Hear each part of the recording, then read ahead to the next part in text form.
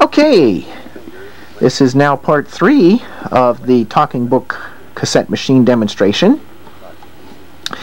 And what I'm going to do now is turn this machine around a little bit so I can show you the jack panel and how these jacks can actually be used. Okay, starting here on the first jack, which you can see has a raised R right here. That's for a remote control, and those types of remote controls can only be obtained from the Library of Congress or from the public library that is a sponsor of talking books equipment and accessories and tapes. So only visually impaired and blind and anybody that's disabled would be eligible for that kind of remote control switch. And it would plug into this jack, and then you'd be able to start and stop the machine with the remote control. Keep in mind that if you do use a remote control such as that, the play button will still be engaged, putting pressure on the tape. So if you're going to stop the machine for a long period of time, make sure you hit the stop button on the machine itself to prevent damage to the tape. The next two jacks are auxiliary jacks. The first one is an auxiliary output, sort of like a tape out on a stereo cassette deck or a stereo amplifier. Well, this acts pretty much the same way. This allows you to hook your cassette talking book machine to a stereo system, PA amplifier, or any kind of amplifier, or even your computer if you have the cable needed that I showed you in another video. And then you'd be able to listen to your talking books through your computer speakers or your stereo sound system, home theater system, PA amplifier, whatever. And one thing about this auxiliary output is the fact that the volume variance that's done by the talking book machine itself does not affect the source coming from this jack. This is a pre-out, so it's a fixed volume level. So that way, if you wanted to turn down the volume on the cassette machine itself, the sound coming out of this jack will remain the same. So it doesn't affect the output going into your sound system. The auxiliary in jack is actually not used.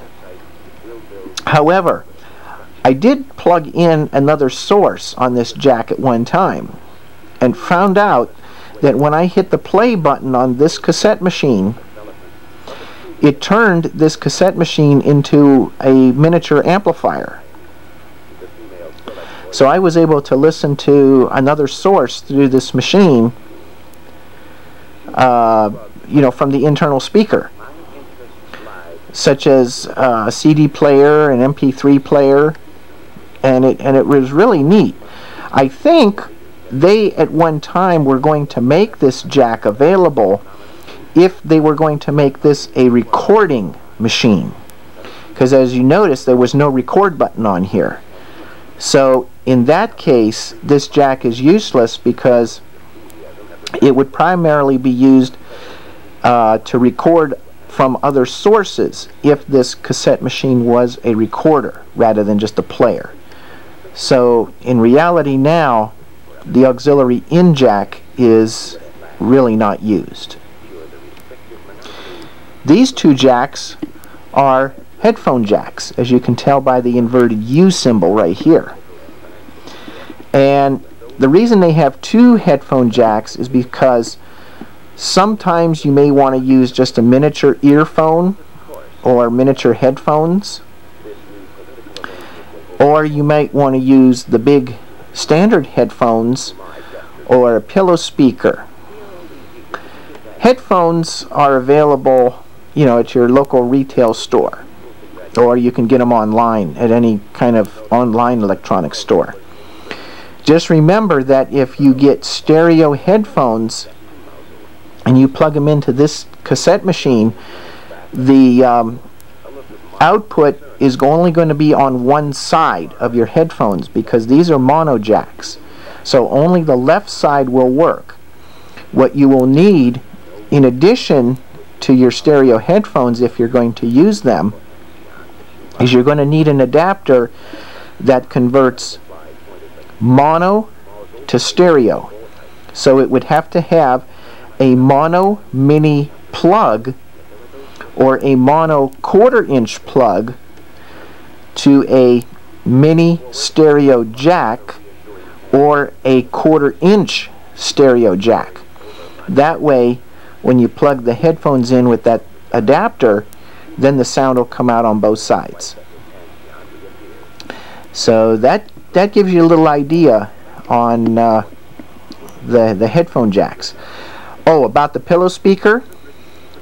The pillow speakers are primarily obtained through the Library of Congress or from the public library that may meet certain qualifications from that person using this type of machine, such as if they want to listen to the talking book cassettes while they're sleeping in bed, they can have a pillow speaker right there and wouldn't disturb anybody. But that's special purchase, or it's actually not special purchase, it's specially ordered through the Library of Congress or through the public library. You probably could get a standard pillow speaker like at Radio Shack and it may work, but I can't say for sure because I've never used one through here. It probably would work though. But that gives you a little overview of the machine itself. And one last thing I want to mention about it is that it does have a built-in rechargeable battery, and it's running off of batteries right now. And then back here is the cord stored in its compartment. So anytime the battery goes down and it needs charged, all you got to do is plug it in and the battery will charge up.